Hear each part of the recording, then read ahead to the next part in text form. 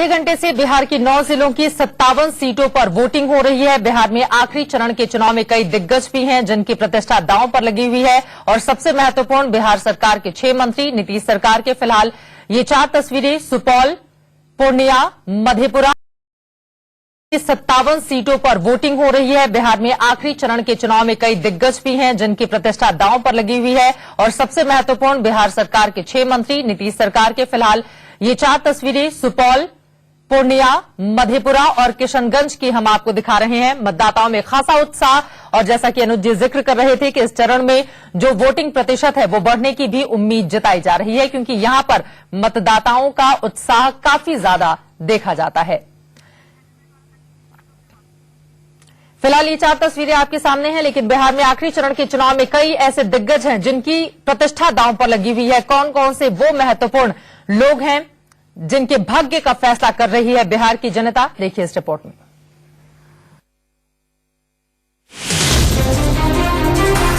पांचवें चरण के चुनाव में बिहार के 6 मंत्री मैदान में हैं। वित्त मंत्री विजेंद्र यादव सुपौल से जेडीयू के टिकट पर चुनाव लड़ रहे हैं। विजेंद्र यादव का मुकाबला बीजेपी के किशोर कुमार से है।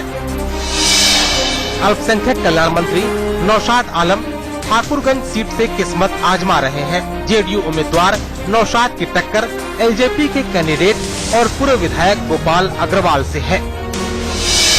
आलमनगर से मंत्री नरेंद्र यादव मैदान में हैं। इस सीट पर जेडीयू के नरेंद्र यादव का मुकाबला एलजेपी के चंदन सिंह से है। कटिहार जिले की बलरामपुर सीट से जेडीयू के टिकट पर जल संसाधन मंत्री दुलाल चंद गोस्वामी किस्मत आजमा रहे हैं। इस सीट पर एनडीए के उम्मीदवार वरुण झा दुलाल चंद को टक्कर दे रहे हैं। रुपौली सीट से मंत्री बीमा भारती चुनाव लड़ रही है। बीमा भारती के सामने बीजेपी के परमानंद मंडल चुनाव मैदान में है। मंत्री लेसी सिंह पूर्णिया जिले की धमदाहा सीट से किस्मत आजमा रही हैं। लेसी सिंह के खिलाफ आरएलएसपी के शिवशंकर ठाकुर मैदान में है। इन मंत्रियों के अलावा आरजेडी विधायक दल के नेता अब्दुल बारी सिद्दीकी अलीनगर से मैदान में है। सिद्दीकी के खिलाफ बीजेपी ने मिस्त्रीलाल यादव को मैदान में उतारा है। बीजेपी सांसद हुकुम देव नारायण यादव के बेटे अशोक यादव केवटी सीट से बीजेपी उम्मीदवार है। इस सीट पर उनका मुकाबला आरजेडी के पूर्व सांसद अली अशरफ फातमी के बेटे फराज फातमी से है। मधुबनी जिले में झंझारपुर वीआईपी सीट है। इस सीट पर बीजेपी के टिकट पर पूर्व सीएम जगन्नाथ मिश्र के बेटे नीतीश मिश्र चुनाव लड़ रहे हैं। नीतीश मिश्र ने जेडीयू से इस्तीफा देकर हाल में बीजेपी का दामन थामा है। आरजेडी ने गुलाब यादव को इस सीट से मैदान में उतारा है। माना जा रहा है कि इस चरण के चुनाव में जो पार्टी जीतेगी वही बिहार पर राज करेगी। Bureau report, India news. Jhanjharpur seat से जिस नीतीश मिश्र को आप देख रहे थे, हाल ही में जेडीयू का दामन छोड़कर बीजेपी का दामन उन्होंने थामा है और पूर्व मुख्यमंत्री जगन्नाथ मिश्र के वो बेटे रहे हैं। तो ये तमाम वो हैवीवेट जो मैदान में है, जिनकी प्रतिष्ठा दांव पर लगी हुई है और 57 क्षेत्र की जनता इन लोगों के भाग्य का फैसला कर रही है। सीधे रुख करेंगे राकेश सिंह किशनगंज से हमारे साथ लगातार जुड़े हुए हैं। राकेश, अगर आपसे मैं समझने की कोशिश करूं, अगर पूरे सीमांचल इलाके की बात कीजिए तो कौन कौन महत्वपूर्ण नेताओं ने महत्वपूर्ण ऐसी बातें कही जो सुर्खियां बनी, और इसके साथ ही लोगों में चूंकि आधे घंटे बीत चुके हैं, अब उत्साह क्या और ज्यादा बढ़ा है? वहां पर लोग कौन कौन से वो मुद्दे हैं जिनको ध्यान में रखकर वोटिंग कर रहे हैं? देखिए चित्रा, जिस तरह से दिन चल रहा है, लोगों में आप देख सकते हैं कि जुनून किस कदर है। यहाँ पर लंबी लंबी कतारें जो हैं सुबह से ही लगना शुरू हो गया था, और अब आप देख सकती हैं कि महिलाओं में किस तरह से उत्साह है। कई जो यहाँ पर मतदान कर रही हैं। आप बताइए, क्या ईवीएम का बटन दबाएंगी? क्या ध्यान में रहेगा, क्या मुद्दा रहेगा? जी, उन्हीं को चुनना है जो कि सही हो और हम लोग के लिए और सब समाज के लिए भी भला करे, बस। आप बताइए, आप सुबह से ही देख रहे थे कि आप लगातार जो हैं उत्साह आप में, किस ईवीएम को जब बटन ईवीएम को दबाएंगी तो क्या ध्यान में रहेगा? उसी का बटन दबाएंगे जो सही रहेगा सभी के लिए। तो चित्रा, साफ तौर पर जो महिलाओं में जिस तरह से उत्साह है, सुबह से ही काफी उत्साह देखा जा रहा है और ये जो विधानसभा क्षेत्र है काफी महत्वपूर्ण है।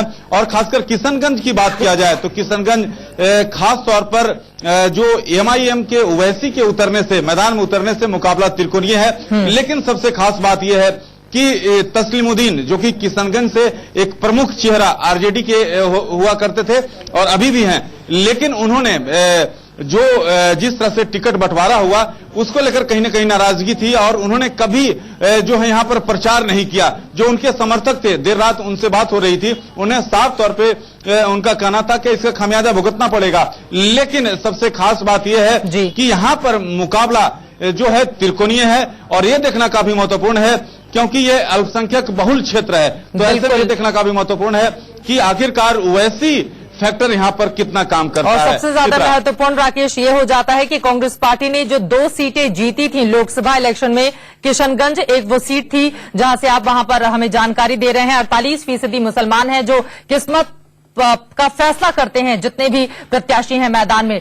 फिलहाल एक विज्ञापन और आज बीजेपी की ओर से छपाया गया है। कल नीतीश से जवाब मांगा गया था जिस पर चुनाव आयोग ने जवाब मांग लिया, लेकिन आज एक और विज्ञापन के साथ आई है बीजेपी सामने। उस विज्ञापन में किन किन बातों का जिक्र किया गया है ये बता रहे हैं हमारे संवाददाता अमित सिंह।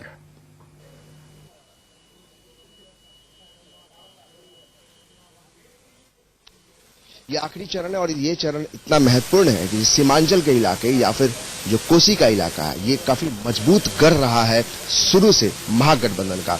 ऐसे में जो ऐड का एक नया एक प्रचार तंत्र जो है, जो अखबारों के माध्यम से, चाहे वो महागठबंधन हो या फिर एनडीए हो, हर तरफ से जो है ऐड का एक नया एक तरीका ढूंढा गया। तो इसमें एक नया ऐड जो है वो अखबारों में आया है जो मतदाताओं के लिए बीजेपी ने एक आवश्यक सूचना के नाम पर ये ऐड निकाला है। इसमें राष्ट्रीय स्वयंसेवक संघ के नाम से कुछ स्थानों पर जो इसमें ऐड दिया गया, इसमें राष्ट्रीय स्वयंसेवक के बारे में ये लिखा गया है बीजेपी की तरफ से कि राष्ट्रीय स्वयंसेवक संघ के नाम से कुछ स्थानों पर हमारे हताश राजनीतिक विरोधियों का फर्जी पर्चा हैंडबिल छपवाकर किसी उम्मीदवार के पक्ष या विरोध में वोट देने की अपील की गई है। राष्ट्रीय स्वयंसेवक संघ ने किसी प्रकार का पर्चा हैंडबिल नहीं निकाला है। इस प्रकार के फर्जी पर्चे हैंडबिल निकलवाने वालों के विरोध कानूनी कार्रवाई की जाएगी। तो एक तरीके से बीजेपी ने सफाई दी है कि कोई भी शख्स, जो लोग एक नई तरीके से राजनीतिक दबाव बनाने के लिए राष्ट्रीय स्वयंसेवक को बदनाम करने और बीजेपी को उससे जोड़ने की कोशिश की गई है,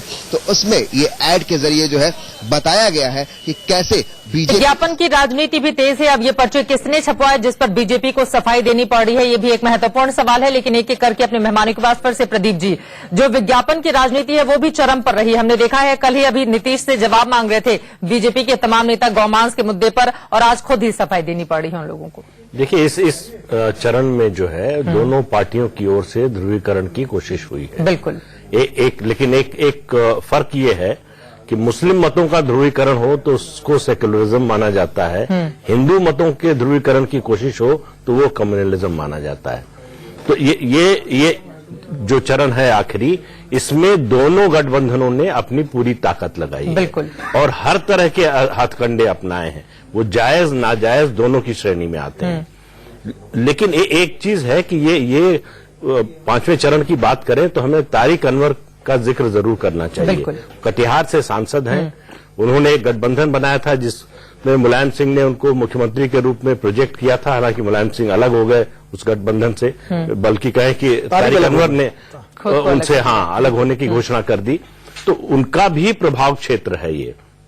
और ये इसी चरण में मधेपुरा आता है, जो जिस समय लालू प्रसाद यादव का राज था तो नारा लगता था कि रोम पोप का और मधेपुरा गोप का। वो नारा अब कम हो गया है, लेकिन मधेपुरा के लोगों ने पप्पू यादव को अपना गोप माना बजाय के शरद यादव के या आरजेडी के उम्मीदवार को। तो ये चरण जो है यादव मुस्लिम वोट और उस एक तरह से टेस्ट है, वो जो एमवाई समीकरण है आरजेडी का, लालू प्रसाद यादव का, कि वो कितना जमीन पर काम करता है। पिछले 4 चुनाव से आप देखें तो यहां जरूर सफलता मिलती रही है, लेकिन ओवरऑल अगर राज्य के स्तर पर देखें तो इस समीकरण के जो उनका जिताऊ समीकरण था, इस समीकरण के बावजूद आरजेडी हारती रही है।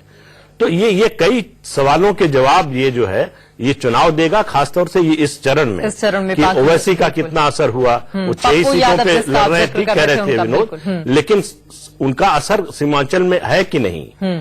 6 सीटों से बाहर उनकी कोई बात सुनने को मुसलमान तैयार है कि नहीं? बिल्कुल। और ये सही बात है कि एक संदेश उनको दिया गया था मुस्लिम नेताओं की ओर से और या कहे मतदाताओं की ओर से भी कि ये इक्वेशन बिगाड़ने की कोशिश मत कीजिए।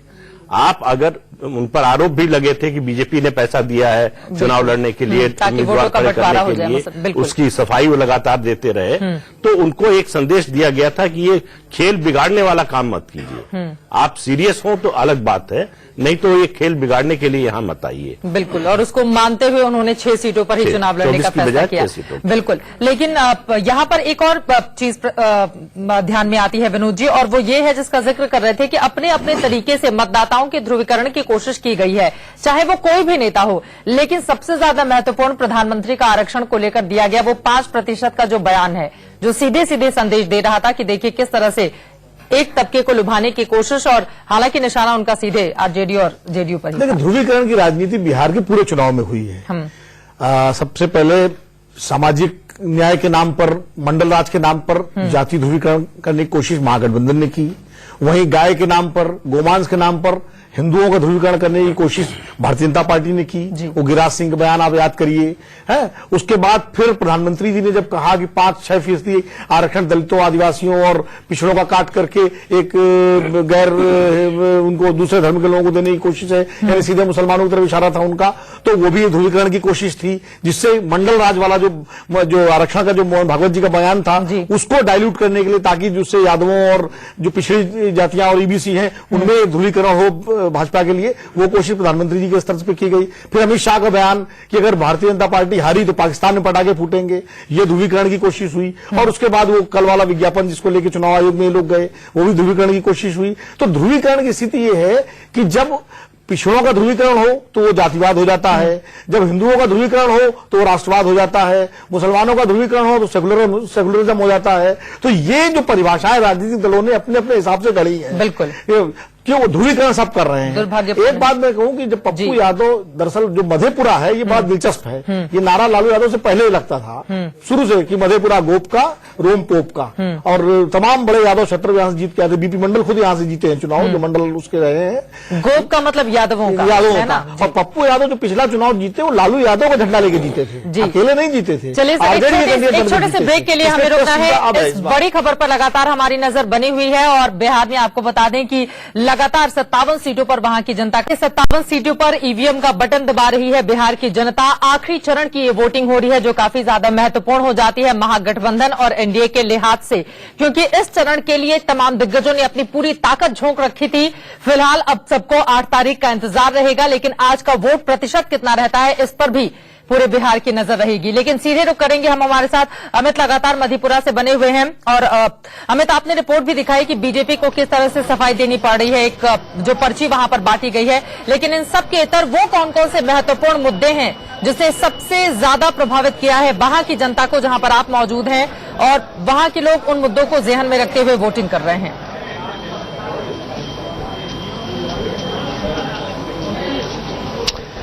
देखिए चित्रा, सबसे बड़ी बात है कि यहाँ की जो जनता है, यहाँ के जो मतदाता है, वो चाहते हैं कि विकास का मुद्दा अहम होना चाहिए। जो जातीय समीकरण और जिस तरीके से फैक्टर बनाए जा रहे हैं, चाहे वो बात पप्पू फैक्टर हो, एमआईएम फैक्टर हो या ओवैसी फैक्टर हो, इन सबसे अलग जो है जनता का जो विकास की बात करता है वो उम्मीदवार सही है, वो सरकार सही है, यानी विकास का अहम मुद्दा है। और यहाँ जो मौजूदा जो दिक्कतें हैं, जैसे वो लालू प्रसाद यादव ने जब रेल मंत्री थे तो उन्होंने यहाँ रेल का अखाड़ा जो है यहाँ पे बनवाया था, तो तमाम ऐसी चीजें तो दी गई है। चाहे नीतीश कुमार ने यहाँ पे जो फ्लड आया था तो उस समय लोगों के लिए बहुत कुछ किया था, ऐसी बातें लोग मान रहे हैं, लेकिन बहुत कुछ होना बाकी है जो विकास की बातें होती है। तो लोगों से हम बात करते हैं, जो कतारबद्ध लोग जो खड़े हैं, इन्हीं से बात करते हैं कि अहम मुद्दा क्या है, आखिर ये वोट करने आए हैं। ये बताइए कि क्या कुछ मुद्दा है मन में और आप वोट करने आए? विकास का मुद्दा है, विकास मुद्दा है। विकास हुआ अभी तक? हाँ, विकास हुआ है, अब बहुत अच्छा विकास हुआ है और करेंगे भी।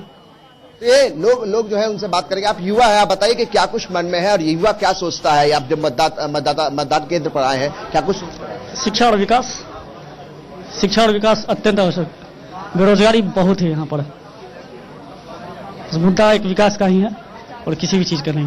देखिए चित्रा, जो युवा है वो चाहता है कि बेरोजगारी जो है वो बड़ा मुद्दा है, बेरोजगारी जो है इससे खत्म होनी चाहिए, शिक्षा में अहम है। और जो प्रौढ़ लोग हैं, जो बुजुर्ग हैं, वो चाहते हैं कि विकास का अहम मुद्दा है। विकास को लेकर जो है उम्मीदवार जो भी हो विकास की बात करे, जातीय समीकरण से ऊपर उठकर। तो लोगों की जो अपनी एक अपेक्षाएं हैं, जो आशाएं हैं, वो विकास को लेकर है, यहाँ वोट करने आए हैं। विकास को लेकर हैं और जो जिनसे आप बातचीत कर रहे थे उनका ये भी कहना है कि विकास हुआ है और वो विकास करेंगे भी, यानी कि विकास पुरुष की बात तो कहीं करते हुए अनुज जी दिखाई नहीं दे रहे थे नीतीश कुमार। जी हाँ, मुझे लगता है कि उनका रुझान नीतीश कुमार जी की तरफ ही है।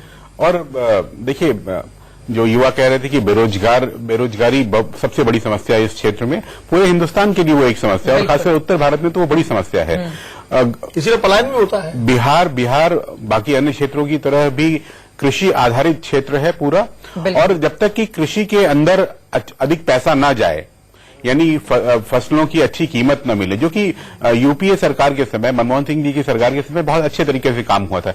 लेकिन जो दूसरा पक्ष है कि सिंचाई की सुविधा न बढ़े, जिसके लिए वर्तमान सरकार शायद अधिक गंभीर कोशिश कर रही है।